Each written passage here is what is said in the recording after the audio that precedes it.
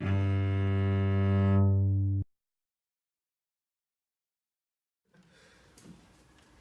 guys, welcome back to Open Eyes. Today we are here with Parth Sharma, and we are going to discuss about obesity, the fat acceptance movement, obesity in the media, the causes of it, and other related things. So Parth, why don't you give us an introduction about yourself, just a little bit? So, hi guys, I'm Parth. I'm 18. I study at Parth High School, Noida. And what else should I tell about All myself? right. All right. So let's just get into it. Let's talk about the causes of obesity, right? So from my understanding, obesity has a nature versus nurture component. So nature would be stuff you're born with, your genetics, as well as nurture, which is the environment you're brought up That's with, true, that's true. right? Yeah. But the part I want to get into, which I think is a bit more interesting for this discussion, is how the socioeconomic factors affect obesity, right? So why don't you tell us a little about that? So, once you start getting to know about obesity, once you start researching about obesity, you see that it moves away from nature versus nurture debate itself and looks more into how the person takes care of oneself rather than how one's how one's growth was or how one's parents are affected by the disease itself. Because obesity, let's face it, is a big problem in today's world. As the world population increases, so does the number of obese people as well. Right. And these obese people are what we call as non-contributing factors to society in most of the cases, as in the papers that we've read and papers that we've researched about. It's because they have the entire capability of not being obese or working out or factoring out the things that cause obesity in their lives, yet they do not try to act towards that and then let their own bodies to decay. So that was one thing that was quite interesting when we first started reading about obesity. But once go deeper into the subject, you see and you understand that it's just not that. It's just not that simple. As in what one person can decide or not decide to be. So let's say one's friend circle. If your friend circle tries to indulge in, let's say, fast food or junk food, you would want to be you would want to be no, you wouldn't want to be left out with Right, like yeah. that becomes social activity. That becomes a social activity, true. And also, there were quite a few papers released on certain genes being passed down generation after generation. If obesity has been running in your family, Right, like you just can't help it. I was reading this, not reading, but listening to this podcast, the Joe Rogan experience with Rhonda Patrick. It happened a while ago, and she was saying that if a father is obese, the genes in the sperm actually change to make the child more dispensable, more likely to be obese as well. That's right. So the metabolism of the person is affected if obesity or other such diseases have been running in your family, especially something like cholesterol, high cholesterol levels, is a genetic disease and it can pass down from generations. So it might be that in some generations it's not as visible or it's not I don't know what the biological term for this is, I forget it. It is not the supreme allele, it's not the dominant Yeah, allele. yeah, I'm yeah. sorry. It's not the dominant allele, but as you go down the family tree or when you try to research upwards, you'll see that it has effects down the line and it has gross effects down the line, as in families after families can face obesity without any choice of theirs. Right. And I was reading something about there being different types of obesity divided by the socioeconomic factors, right? And why that is significant is that the way you tackle the six different groups would be different. So one would be low income and bad health conditions who are also suffering from other illnesses, right? And for them, obesity might not be the first or the primary disease that they need to take care of. And whereas for someone in a high income area in one of the groups, high income women for example, they can take for them they have the privilege of taking steps into reducing their obesity. High income countries, or what we call the first world countries, the people who face obesity or the socioeconomic class that faces obesity is usually the lower income class of Right. Yeah. of Yeah. the people in the country. Mm. But in a third world country, I was a part of. I was living in Africa for quite some time. I was in Kenya for 3 years.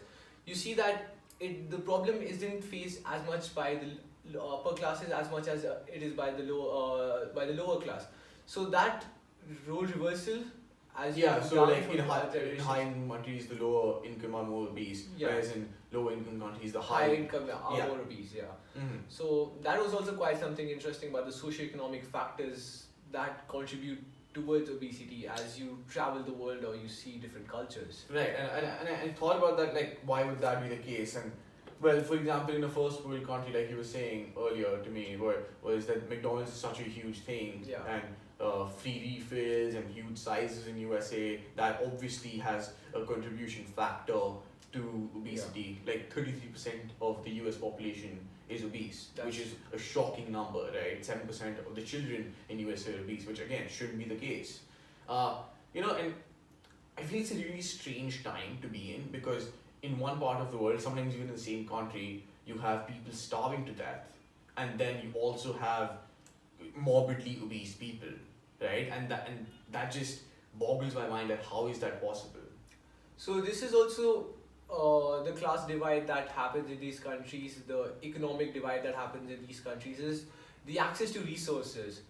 The elite or the upper 1% of the country has access to more resources, whereas in the lower economic classes of the same countries, this is not the case. It is more so of what Like lower income Yeah. people just don't have enough money to what buy enough comes their food. way. What comes their way, they have to take that in. Otherwise, they'll starve for the night. And Yeah. that would be the case in the lower 1% or the lower 5% of Yeah. the country. So that is one of the major problems in the world, because you can't have this class divide of having obese people and having starving people at the same time. That means that Hmm. somewhere in the chain that There's so much like income disparity Yeah. in the population that this has somewhere in the caused it food to chain happen. there is that split, there is that divide where the nutrient rich foods or carbohydrate rich foods go towards a certain sect of people as compared to other sect of people, which should not be the case. Now let's get into obesity and how it has been portrayed in the media, right? So, again, it's a very strange thing that's been happening. You have one camp, which is like obesity is fine, it's not that big of an issue, blah blah blah, and then you have this other camp which says fat shame people to make them thinner, right? What are your views on it? So obesity in media, I frankly don't like it very much because let's take sitcoms or movies for example.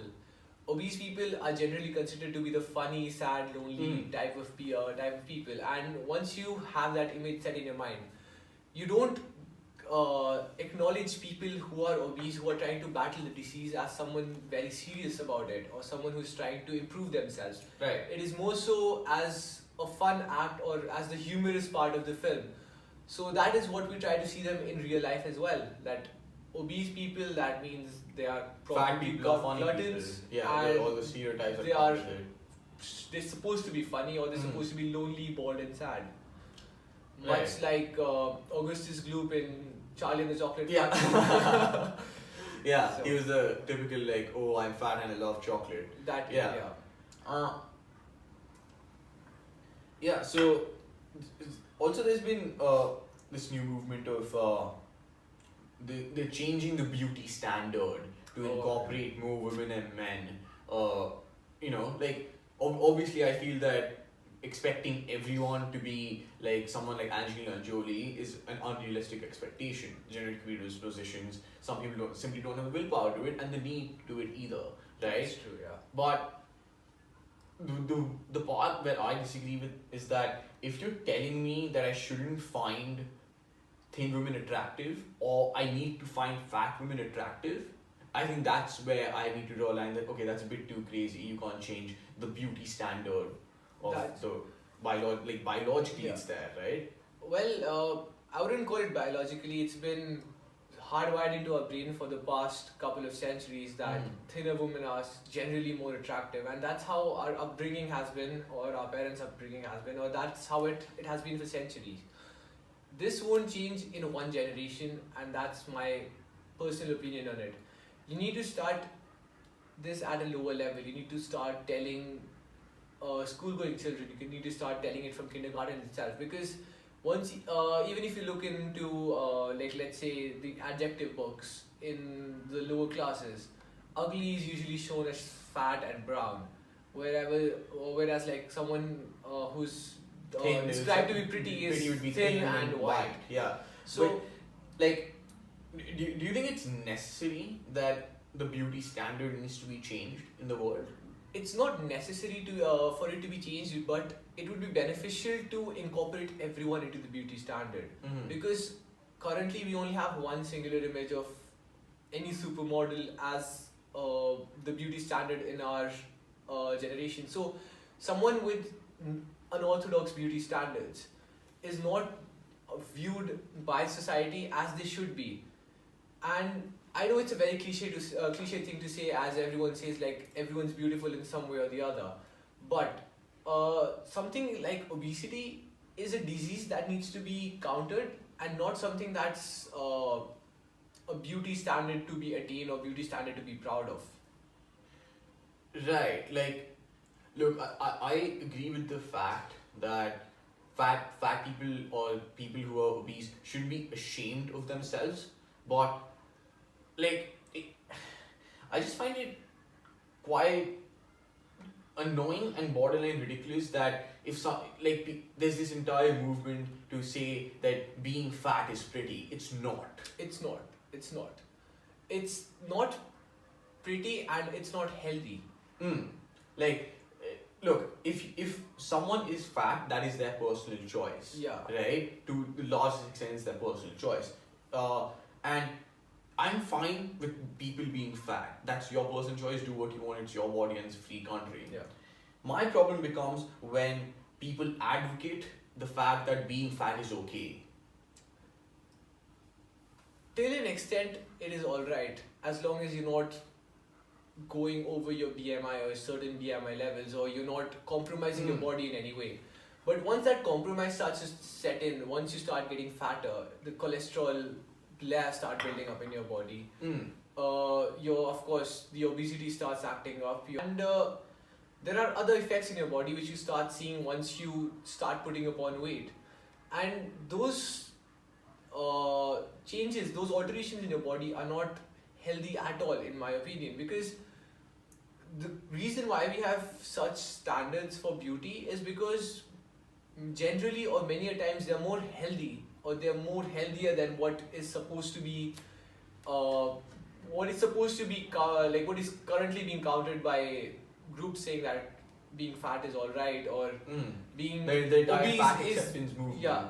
So fat acceptance is alright as long as it doesn't affect your body in a negative manner. Right, and that's where I feel the fat acceptance movement has gone wrong from its message. Like, yes, that everyone being a size 0 is not a realistic expectation to have from everyone, and curvier, thicker women and men should not be ashamed of their size. But it has gone to a point that being obese is becoming okay. Being obese is becoming mainstreamed. And that's a really scary message to send to young people, especially teenagers who are so influenced by the media and their surroundings. That's very true. So once, with the influx of fast food joints all around the world, there's McDonald's everywhere, there's Subways around the corner, there's KFC to be found on every street in the world now. And with the message that being obese is okay, there's more children or more kids or more teenagers in the current age who are indulging in these fast foods, which are extra fatty, have extra oil, and are usually harmful if taken in excess, which is what the case is happening right now. It is never safe enough, or it is never healthy enough to be addicted to something, even if it's positive. Right. But a negative addiction can have worse effects than being addicted to something positive. Making something your life is not the goal over here. The goal is to accept whatever life has given you at this point of time. Right, and like that's what I think about the argument that being fat is genetic. Well, so are a lot of genetic diseases, a lot of autoimmune diseases. That doesn't mean you just let it be. You do something to counteract the genetic hand you've been dealt. That's true, yeah. And even if you don't have a choice, there are people who have the willpower to change themselves over time. Yeah. And having that willpower is necessary to change your mind and change your mindset, change your habits. Once you start changing those, you'll start seeing the changes in your body itself. Getting thinner or I wouldn't say thinner, getting healthier over time is not something that's going to happen overnight. That, okay, I've quit all oils from today, or let's say all carbohydrates from my diet today, and I'm going to see results tomorrow. It's going to happen over a period of time. A lot of effort, right? You need to have a proper diet, and then you need to have an exercise routine, and not only that, you need to follow it consistently. That's why that meme of first Jan everyone goes to the gym, and then everyone falls off the second day. Let's now talk about fat shaming and fat shaming as a concept and whether it's right or wrong, right? So fat shaming essentially is just telling fat people that you're fat, do something about it, or bullying them into getting thin, right? And look, tough love, it's a form of tough love, fat That's shaming. true, yeah. And it can work with some people, but it really can go horribly wrong with others, right? It can, especially with kids and teenagers who are body conscious. Yeah. So what are your views on fat shaming? Fat shaming, in my opinion, is not right at all to start with, because even though it looks like it's a form of positive reinforcement, saying, "Oh, you're fat," making sure that will make sure that you work out, or saying that like fat shaming people would lead them to actually changing their bodies. That's what it started as to make people, as in to make people healthier and to make people more conscious about what is wrong with their bodies. Not in the sense that they are fat, but what is wrong, what could go wrong if they don't change their lifestyle and adopt a more healthy lifestyle. What it has transformed into is a cult that exists just to bother people about their body sizes, rather than follow its main objective, is to which was to make people aware of the choices that they're making and to help them alter those choices and make a better lifestyle of themselves, which it does not do anymore. Right. It's more so about having fun, enjoying, or bullying someone, rather than telling them that this needs to change and it needs to change now. Right. Yeah, and that, I think I have a similar take on it. Is that, well, the people who argue for fat shaming, they usually say that, we're not bullying someone, we're just saying that if your love, this is what the phrasing that they use is that, if your loved one tells you that you're fat, or if your loved one says that you don't look good, you will do something to change about it, right? But that is not necessarily what it devolves into, right? You have the internet trollers and random people on Twitter just commenting on celebrities and even private citizens that, you're fat, do something, you fat F, you fat this, you're big, right? And that can have a severe mental effect on those people. And there have been many cases reported where, because of this online bullying, it has led to suicides and self-harm, and that's just not right. So it has also led to cases of anorexia, because people either think in two extremes, that either I'm too fat, so I need to prove a point, I won't eat anything. Right. Then they get too thin, wherein they're next to malnourished, and this has gone devastatingly wrong, because every coin has two sides. There is that positive side of fat shaming, which has led people to change themselves and has led to positive journeys that we see, like even if we go on YouTube, or even if we try to find some motivation in ourselves, that okay, if this person has done it, so can I. If I'm trying to alter my body, if I'm trying to look the way that I want to look, the way that I feel comfortable in my own skin, that it has led to those moments as well. but there's that heavier side of it being more of a pass to bully someone, calling them fat and fat shaming them, rather than helping them to change their bodies and become more fit. Being obese has, especially in women, has connections to breast cancer, increase in type 2 diabetes and stuff like that. Yeah. So now we've discussed a lot about obesity and its causes and the movement in the media and stuff. Now let's discuss what can be done about it, right? So what do you think are some valid solutions to counteract the obesity problem of the world?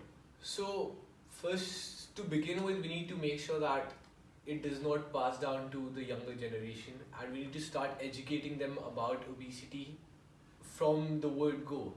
As soon as they are enrolled in school, which is the case nowadays, everyone knows the benefits of a healthy diet. But the majority of it springs up from people who are not educated, people who still live below the poverty line in India, and then they have the sudden influx of money, let's say due to their hard work or let's say due to any other factors.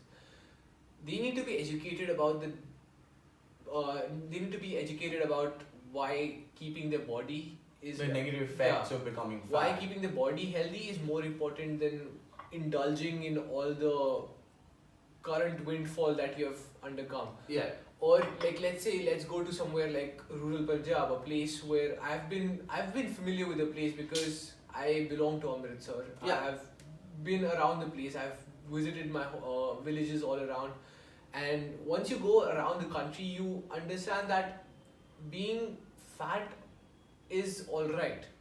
It's not something that's wrong. But once you start indulging in things which are in excess of what is considered to be all right, Yeah. that's where the problem starts. Mm. Yeah. France has done this really interesting thing where children below a certain age, I think it's like 12 or 13, they aren't allowed to get soda or Coke in McDonald's. Instead, they're offered milk, right? And I think that's a really creative solution to solving the obesity problem and nibbing it in the root, Yeah. right? France has also made strides into it has a sugar tax now as Yeah. well, and so clearly that's a country France that cares is a like lot. one country that needs to have other countries follow it, because they're even minimizing the gap between the agricultural, or like let's say the food gap between the social classes. All food that is about to be expired needs to be distributed towards families living in poorer areas. So it makes sure that everyone has equal access to food and makes sure that everyone is as healthy.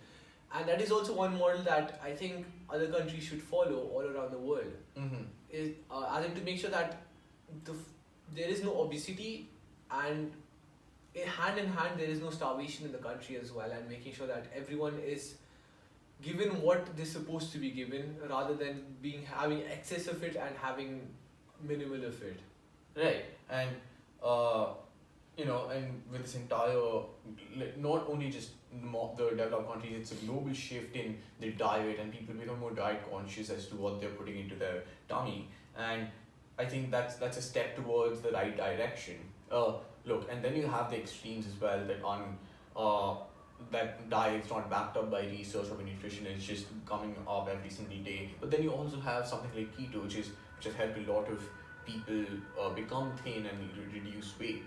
Diets, unless some people actually believe in them, nothing really happens until you believe in them. If you're actually just going to indulge in a keto diet just because you think that it's going to help you, it's not going to help you at all. Mm. It's all in the mindset, and it's Right, all like in the it might mindset. help you, but you might quit or something. Yeah. You won't have the mental Willpower, willpower to go yeah. through with it. Right. There was also that research, I'm not sure what the professor's name was, that weight loss is nothing to do with the food that you eat, it's more about the calories. And he Right. lost So a if you couple burn of the calories, yeah. So having that willpower to get your ass up and go burn those calories to make the change, and then indulging in whatever you eat. Healthy eating is not usually related to weight loss. Mm. You can eat all the healthy food that you want. You can eat all your greens. You can finish the broccoli. Right, but it But- needs to be in a reasonable size, Yeah. it needs to be a reasonable amount, and it needs to be combined Everything, with yeah. exercise. I think it's a good time to conclude. So Alright. today we discussed obesity and primarily why it exists, the different socio-economic problems associated with obesity, the dietary cause and the cause of obesity in childhood and the genetic cause of obesity, as well as obesity in the media, the fat acceptance movement as well as the fat shaming movement, the pros and cons of both. So Parth, tell them what they should do right now. You should like, comment, and subscribe. That's right. Like the video, comment down below.